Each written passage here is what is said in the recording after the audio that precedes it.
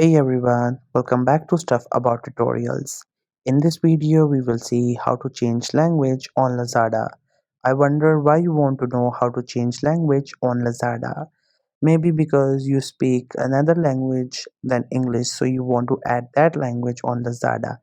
Or maybe you just want the language to be in your native language, or there could be any other reason. So whatever the reason it could be, in this video I'll show you how easily you can change the language of Lazada.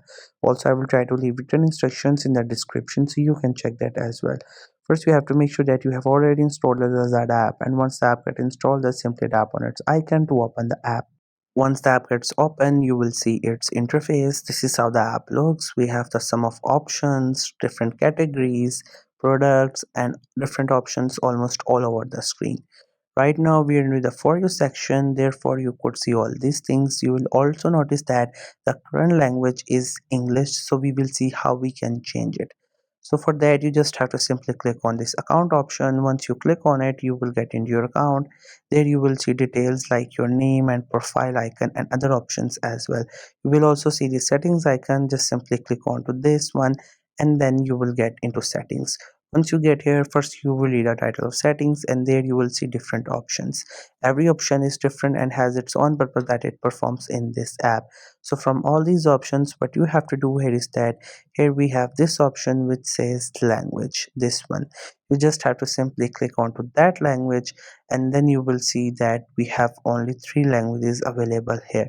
So if you speak any other language than English, so you can choose it, but make sure that you choose only those languages that you understand, because if you choose those languages that you don't understand, then the app will be in that language and you couldn't be able to understand. So here I have selected another language, and there you can see the language has been changed from English to another language.